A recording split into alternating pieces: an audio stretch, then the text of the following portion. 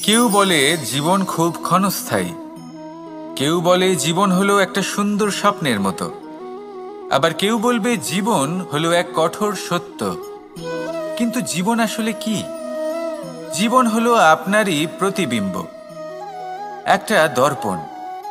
অর্থাৎ আপনি জীবনকে সেইভাবেই পাবেন যেরকম আপনি নিজেকে প্রতিপন্ন করবেন। যদি আপনি দর্পণের দিকে তাকিয়ে হাসেন, তাহলে আপনি সামনে হাসি মুখী দেখতে পাবেন। এবার যদি আপনি গম্ভীর হয়ে থাকেন, তাহলে আপনি একজন রুষ্ট ব্যক্তি দেখতে পাবেন। শেষে সবথেকে বেশি গুরুত্বপূর্ণ হলো আপনার চেষ্টা। আপনাকে সবসময় চেষ্টা করতে হবে যাতে আপনি নিজেকে প্রসন্ন এবং ইতিবাচক মনোভাবে রাখেন। এটা হলো আপনারই উত্তরদায়িত্ব, তাকে পালন করুন। এই মনকে প্রসন্ন রাখুন, এই সংসারকে সুন্দর বলে মনে হবে।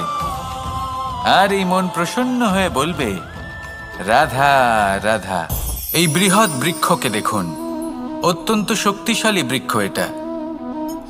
এটা সবারই প্রিয়, তা সে ছোট হোক বা বড়, বৃদ্ধ হোক বা জোয়ান, সবাই ভালোবাসে এই বৃক্ষকে।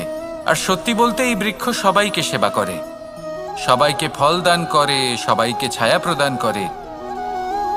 দূর থেকে দেখে মনে হয় এর কোনো পরিচর্যার প্রয়োজনই নেই, কিন্তু একজন কুশল মালী এইভাবে ভাবেন না। তিনি সময় অন্তরে খুব খুঁটিয়ে এই গাছ নিরীক্ষণ করেন, দেখতে থাকেন। যদি কোনো এমন শাখা থাকে যা রোগগ্রস্ত, তাহলে সেটা কেটে আলাদা করে দেন। যদি এমন কোনো শাখা থাকে যা মৃত, তাহলে সেটা আলাদা করে দেন। আর এইভাবে উপযুক্ত দেখাশোনা করার কারণেই এই বৃক্ষ এইভাবে সুস্থ হয়ে থাকে, সতেজ হয়ে থাকে, সবার সেবা করতে থাকে। আপনাকেও নিজের সাথে সেটাই করতে হবে। নিজের জন্য আপনাকে একজন কুশল মালী হয়ে উঠতে হবে, রক্ষা করতে হবে নিজের শরীরের, নিজের মনের। আপনার শরীর যদি রোগগ্রস্ত হয়ে পড়ে, তাহলে ওষুধ গ্রহণ করতে হবে। যদি এই মন কোনো এক কারণে বিচলিত হয়ে পড়ে, তাহলে তার থেকে নিজেকে মুক্ত করতে হবে। আপনি যদি নিজের যত্ন নেন, তবেই এই বৃক্ষের মতো হতে পারবেন, সেই বৃক্ষ যে সবারই প্রিয়, সবাইকেই সেবা করে। আসুন আমার সাথে ভালোবেসে বলুন, রাধা রাধা। এই সংসারের সব থেকে গুরুত্বপূর্ণ তত্ত্ব কোনটা? প্রথম হলো সময়। জন্ম থেকে মৃত্যু পর্যন্ত এই যে সময়, এটাই তো হলো জীবন। দ্বিতীয় হলো জীবন, যাতে আমরা সময়ের সদ্ব্যবহার করি, শ্রেষ্ঠ থেকে শ্রেষ্ঠতর কাজ করার চেষ্টা করি। বহু বছরের এই পরম্পরা, এই সংস্কৃতিকে এগিয়ে নিয়ে যাওয়ার চেষ্টা করি। এই সংসারে আমরা অংশগ্রহণ করতে চেষ্টা করি। তৃতীয় হলো ধন, সেই ধন যা প্রত্যেক ব্যক্তি অর্জন করতে চেষ্টা করেন। এবার এই তিনটি তত্ত্বের মধ্যে একটা সামঞ্জস্য আছে, সমান ব্যাপার আছে। সে ধনই হোক বা সময় হোক বা হোক জীবন। আর সেই সমান ব্যাপার হলো যে যদি আপনি এটা গণনা করতে থাকেন, তাহলে তা কমতে থাকে। যদি আপনি এটা ব্যবহার করেন, তাহলে তা বাড়তে থাকে। একে সংগঠিত করে রাখতে চেষ্টা করলে এ হাত থেকে ফসকে যায়। কিন্তু যদি আপনি একে সামলে রাখতে শিখে যান, তাহলে এমন কাজ করবেন যাতে সংসারের সাথে সাথে পরবর্তী প্রজন্ম লাভবান হবে। যদি কিছু শিখতে চান, তাহলে সামলাতে শিখুন, গণনা করা বা সংগঠিত করা নয়। আসুন আর আমার সাথে ভালোবেসে বলুন, রাধা রাধা। আমাদের শরীর প্রকৃতির সর্বশ্রেষ্ঠ রচনা। যে অঙ্গ প্রত্যঙ্গ আমরা লাভ করেছি, প্রত্যেকটির মধ্যে একটি নিজস্ব বার্তা রয়েছে। একটু ভেবে দেখুন, দুটি চোখ দিয়েছে দেখার জন্য, দুটি কান দিয়েছে শোনার জন্য, নাসিকাও আছে দুটি, দুটি হাত দিয়েছে দ্বিগুণ পরিশ্রম করার জন্য। কিন্তু জীব শুধুমাত্র একটি, তার উপরেও তীক্ষ্ণ বলিষ্ঠ দাঁত দিয়েছে তার রক্ষার জন্য। কখনো ভেবে দেখেছেন কেন?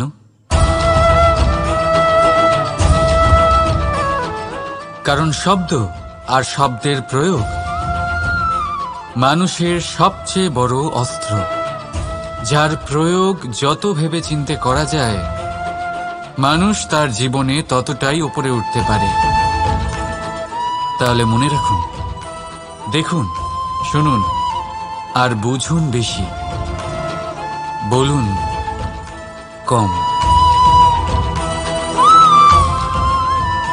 রাধা রাধা। আমরা সকলে শক্তি অনুভব করতে চাই। এবার যদি আপনাকে জিজ্ঞেস করা হয় যে সবথেকে বেশি শক্তির অনুভব কোথা থেকে করা সম্ভব, তখন কেউ কেউ বলবেন পুষ্টিকর আহার গ্রহণ করলে, ব্যায়াম করলে, কেউ বলবেন ধন লাভ করলে, বন্ধুদের থেকে, পরিবারের থেকে, আদি ইত্যাদি। এইভাবে আপনি শক্তির অনুভব অবশ্যই করতে পারেন, কিন্তু সবথেকে বেশি শক্তির অনুভব যদি আপনি করতে চান তাহলে তা পাবেন শুধু একতার দ্বারা, সংগঠনের দ্বারা। যদি আপনাকে উদাহরণ দিই, নিজের এই হাতটাকে দেখুন, 5টা আঙুল রয়েছে। কোনো একটা বস্তুকে নিজের একটা আঙুল দ্বারা তুলে ধরার চেষ্টা করে দেখুন, বড়ই কষ্ট হবে। তখন আপনি বুঝতে পারবেন যখন এই 5টি আঙুল একত্রিত হয় তখন কোনো কাজ কতটা সহজ হতে পারে। এটাই হলো শক্তি, একতার। সবথেকে ভালো উদাহরণ যদি আপনাকে দিই তাহলে বাঁশি। এই বাঁশি থেকে অত্যন্ত মধুর সুর নির্গত হয় যা সবার মন প্রসন্ন করে দেয়। এই কথা সত্যি, কিন্তু এই বাঁশি আমি একটা বা দুটো আঙুল দিয়ে বাজাতে পারবো না। আমাকে প্রত্যেকটা আঙুল ব্যবহার করতেই হবে, তবেই এর থেকে মধুর সুর নির্গত হবে যা সকলকে প্রসন্ন করবে, ঠিক কিনা? ঠিক এইভাবেই যদি আপনি চান যে আপনার জীবনরূপী বাঁশি থেকেও মধুর সুর নির্গত হোক বা সবার মনকে প্রসন্ন করে তুলুক, তাহলে আপনাকেও জীবনে একতা নিয়ে আসতেই হবে। আপনি একাও কর্ম করতে পারেন, পথ চলতেও পারেন, সামনেও এগোতে পারেন, সাফল্যও লাভ করতে পারেন। কিন্তু যখন সকলে একসাথে এগোবেন, সেই পথে চলবেন, সেই কর্মই করবেন, তখন লক্ষ্যে অবশ্যই পৌঁছবেন, সাফল্য অবশ্যই লাভ করবেন। কিন্তু সেই সাফল্য এবং তার আনন্দর সংমিশ্রণটাই একটু অন্যরকম হবে। তাই জীবনে ঐক্যবদ্ধ হন, একসাথে মিলে এগোতে থাকুন, আর আমার সাথে ভালোবেসে বলুন রাধা রাধা। এই হলো বটগাছের একটা বীজ।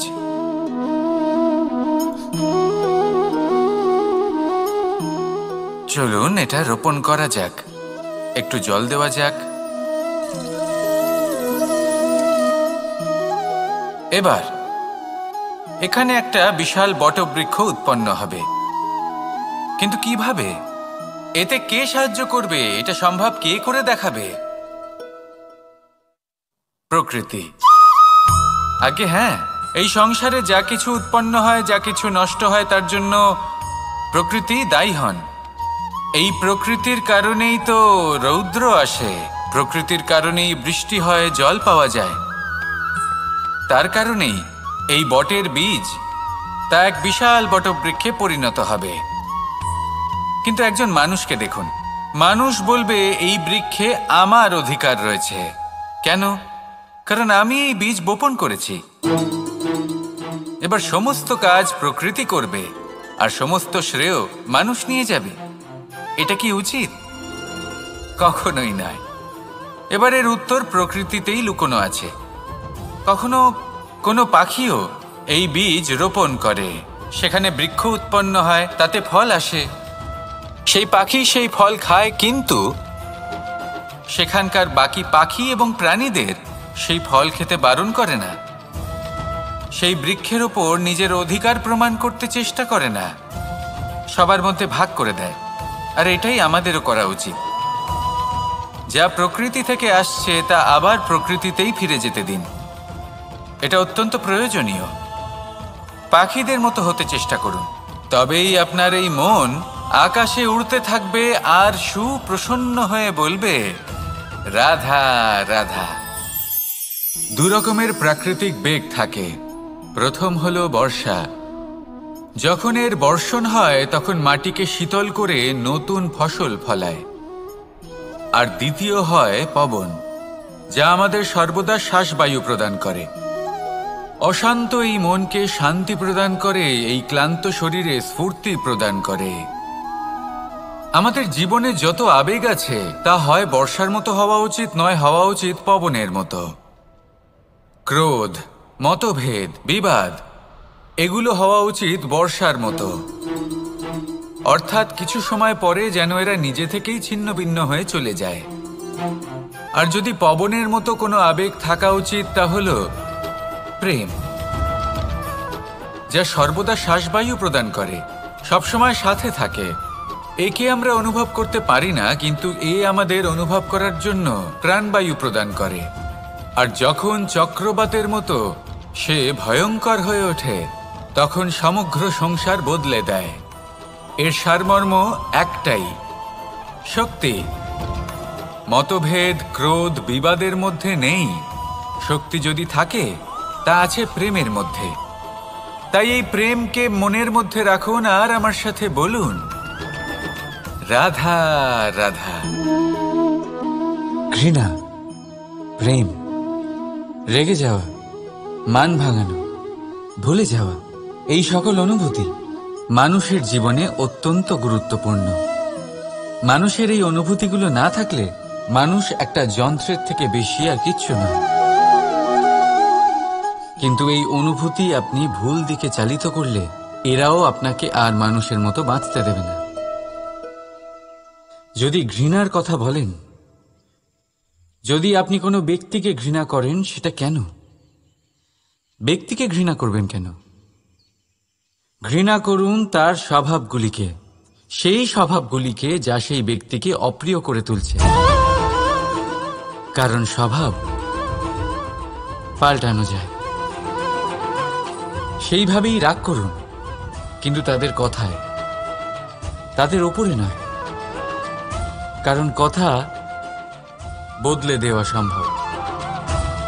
ভুলতে হলে ভুলুন তাদের ত্রুটি, তাদের নয়। কারণ ভুল অবশ্যই শুধরে নেওয়া যায়। প্রেম করুন তবে তাদের আত্মার সাথে, তাদের অনুভূতির সাথে, শরীরের সাথে নয়। কারণ শরীর হলো নশ্বর। বলুন, কিন্তু খারাপ ভাবে নয়, ভালোবেসে। রাধা রাধা। মুঠো হাতের শক্তি বেশি, মুঠো খুললেই তা দুর্বল। তা এমন কি থাকা উচিত এই বন্ধ মুঠোয় যা লাখের সমান? মানসিকতা এবং স্বপ্ন। মানুষ জন্মগ্রহণ করে, তার মানসিকতা সময়ের সাথে উন্নত হয়। মানসিকতা অনুযায়ী সে স্বপ্ন দেখে, আর সেই স্বপ্ন সার্থক করতে সে পরিশ্রম করতে থাকে। কিন্তু খুব গুরুত্বপূর্ণ একটা কথা আছে যা আপনার মনে রাখা উচিত। আপনার এই মানসিকতা, আপনার এই স্বপ্ন, তা যেন আপনার নিয়ন্ত্রণে থাকে। আপনার বন্ধ মুঠোয় যেন এর লাগাম থাকে, আপনি যেন এর প্রভু হন। যদি তা হয়, তবেই আপনি লাভবান হবেন। যদি এরা আপনাকে নিয়ন্ত্রণ করতে থাকে, যদি আপনার মুঠো খুলে যায়, না পথ আপনার নিয়ন্ত্রণে থাকবে, না মানসিকতা থাকবে, না স্বপ্ন নিয়ন্ত্রণে থাকবে। আর যদি তাই হয়, তাহলে আপনি আপনার ভবিষ্যৎ নষ্ট করে ফেলবেন। তাই নিয়ন্ত্রণ করতে শিখুন নিজের বিচার বুদ্ধি, নিজের মানসিকতা, নিজের স্বপ্নকে। নিজের এই স্বপ্ন পূরণ করুন আর আমার সাথে ভালোবেসে বলুন, রাধা রাধা। প্রত্যেক প্রাণী ভালোভাবে জীবন যাপন করতে চান, এটা তাদের স্বভাবে আছে এবং ভাবাটা অনুচিত নয়। কিন্তু একটা ভালো জীবনের গুরুত্বপূর্ণ অংশ কোনটা? বসবাসের স্থান, সেই স্থান যেখানে আমরা জীবন অতিবাহিত করি। এবার মানুষ ভাবতে পারেন যে একটা ভালো বাসস্থানের অর্থ কি? সেই স্থান যেখানে সহজে জল পাওয়া যায়, যেখানে শুদ্ধ বায়ু পাওয়া যায়, যেখানে আনাজ উৎপন্ন হয়। এটা জীবনযাপনের জন্য পর্যাপ্ত বটে, কিন্তু ভালো জীবনযাপনের জন্য আরও একটা কথা আপনাকে বুঝতে হবে।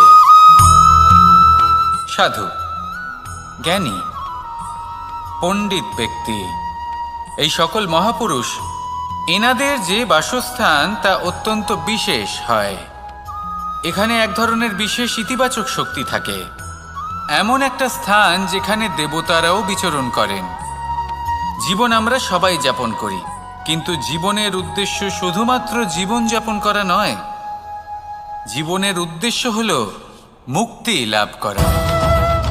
আর এই সকল সাধু, জ্ঞানী, পণ্ডিত ব্যক্তি, এই সকল মহাপুরুষ আপনাকে মুক্তির পথে নিয়ে যেতে পারেন।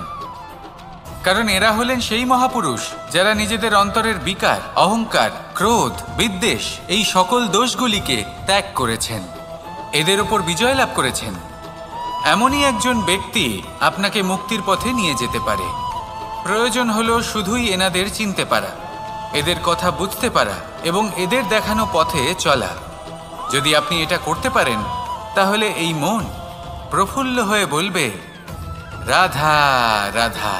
বিগত দিনের কিছু কথা মনে পড়ে গেল, এক অদ্ভুত ঘটনা যা অমূল্য শিক্ষা দিয়ে যেতে পারে। বিষয় হলো যক্ষের সাথে যুধিষ্ঠিরের কথোপকথন। একবার যক্ষ যুধিষ্ঠিরকে জিজ্ঞেস করলেন, ওনাকে বললেন যে আমার কিছু প্রশ্নের উত্তর যদি আপনি দিতে পারেন তাহলে আমি আপনার বাকি ভ্রাতাগণকে আবার জীবিত করে তুলব। সেগুলোর মধ্যে খুব গুরুত্বপূর্ণ আর কঠিন একটা প্রশ্ন ছিল, এই সংসারে সব থেকে শ্রেষ্ঠ আশ্চর্য কোনটি?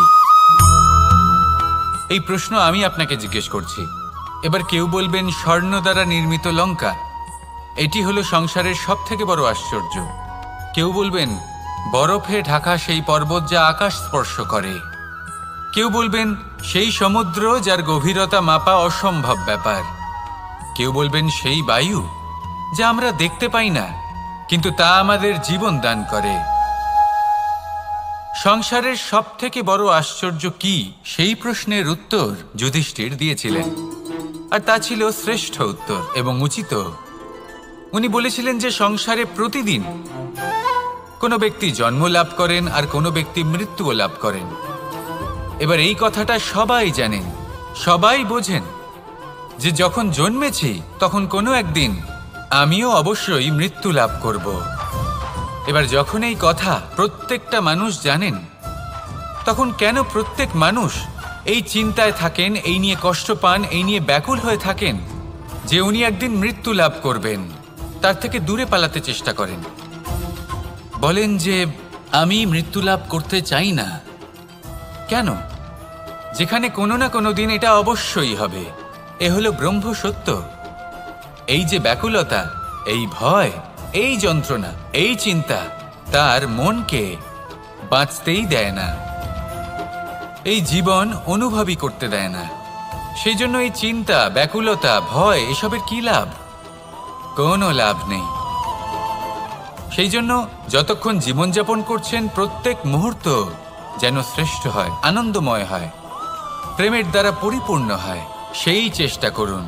চেষ্টা করুন যাতে আপনি যে কাজ করছেন তার দ্বারা যেন অন্যের মঙ্গল হয়। এই প্রচেষ্টাই আপনার জীবনকে প্রসন্নতা আর প্রেম দ্বারা ভরিয়ে তুলবে। এই মন সুপ্রসন্ন হয়ে বলবে, রাধা রাধা। এই পুকুর দেখছেন আপনি? বাচ্চা, বৃদ্ধ, যুবক, যাকেই আমি জিজ্ঞেস করব এটা কি, সবার উত্তর সেই একই হবে। উত্তর তখনই বদলাবে যখন প্রশ্ন এটা হবে যে আপনি এই পুকুরে কি করতে চান। কেউ বলবে আমি এমনি এর পাড়ে বসে এই জল স্পর্শ করে ঠান্ডা হাওয়ার আনন্দ অনুভব করতে চাই। কেউ বলবে আমি এই পুকুরে সাঁতার কাটতে চাই। কেউ বলবে কাগজের নৌকা বানিয়ে আমি এতে ভাসিয়ে দিতে চাই। কেউ বলবে আমি মাছ ধরে নিজের জীবন যাপন করতে চাই, ইত্যাদি ইত্যাদি। আপনাকে একটা কথা বলে রাখি, আমাদের জীবনও এই পুকুরেরই মতন, একই রকম। কিন্তু আমরা এই জীবন নিয়ে কি করব সেই সিদ্ধান্ত আমাদের। এই পুকুরে আপনি মুক্তও পাবেন, আবার পাঁকও পাবেন। যদি আপনি মুক্ত পেতে চান তাহলে এই পুকুরের গভীরে আপনাকে যেতে হবে, ততটাই চেষ্টা করতে হবে যতটা করলে আপনি সেই মুক্ত অর্জন করতে পারবেন। না হলে শুধু পাঁকে হাত পড়বে। তাই যা আমি সর্বদা বলে থাকি, সিদ্ধান্ত আপনার। রাধা রাধা। এই সংসারের সব থেকে বড় সুখ কি? কেউ বলবেন নিজের লক্ষ্য প্রাপ্ত করা, কেউ বলবেন ধন উপার্জন করা, কেউ বলবেন নিদ্রাই সব থেকে বড় সুখ, কেউ বলবেন রাজ্য লাভ করা, আবার কেউ বলবেন মাতার হাত থেকে খাবার খাওয়া। আদি ইত্যাদি। কিন্তু যদি সত্যি কথা বলি, এই সংসারের সব থেকে বড় সুখ হলো সেবা করা।